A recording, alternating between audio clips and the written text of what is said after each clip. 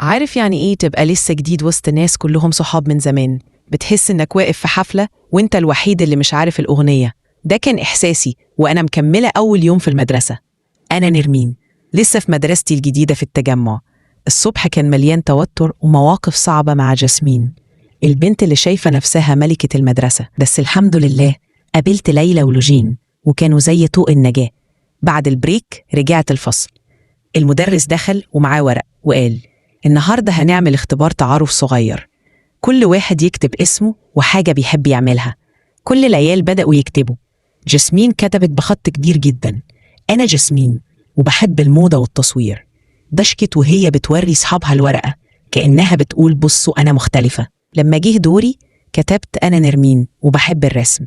كنت مكسوفة، حاسة إن الكلمة صغيرة مش زي كلمة موضة وتصوير. بس لوجين بصت عليا وقالت: إيه ده؟ ده أحلى حاجة، هتعمل لنا كاريكاتير؟ ضحكت وقلت لها: ممكن.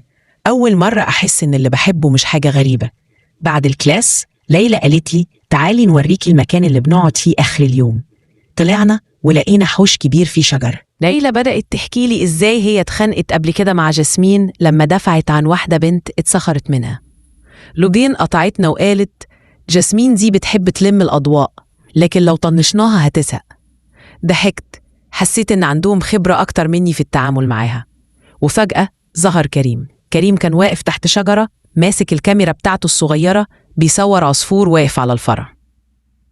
أنا وقفت أتفرج عليه من بعيد، كان شكله هادي ومرتاح وكأنه مش مهتم بدوشة المدرسة كلها. ليلى خبطتني في كتفي وقالت: إيه يا نرمين، أنتي مركزة في إيه كده؟ اتلخبطت وقلت: لا مفيش. لوجين ضحكت وقالت: أها فهمنا، وحاولت تغير الموضوع. الجرس ضرب واحنا طالعين من الحوش، جاسمين عدت علينا ومعاها شلة البنات. وقفت وقالت: هو ايه يا جماعة، نرمين لقت صحاب بسرعة كده، برافو، أصلها مشهورة جدا بقى. ضحكوا البنات اللي معاها، بس ليلى ردت فورا: أهو أحسن ما أبقى واقفة لوحدي أعمل شو زي بعض الناس. الطلبة اللي حواليهم ضحكوا ووش جاسمين اتغير. أنا ما اتكلمتش بس حسيت بدفى جوه قلبي. ليلى وقفت في ظهري من غير ما أطلب.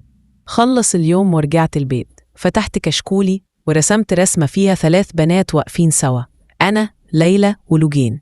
كتبت جنبها: يمكن الدنيا مش كلها وحشة، يمكن لقيت بداية صداقة حقيقية. طب يا جماعة، لو انتوا مكان نرمين وهتبتدوا أول صداقة جديدة في مكان غريب، هتتعاملوا ازاي؟ سيبولي ردودكم في الكومنتس. وصاحبك الجميل بيحول أي كتاب لحكاية، ويلا بينا.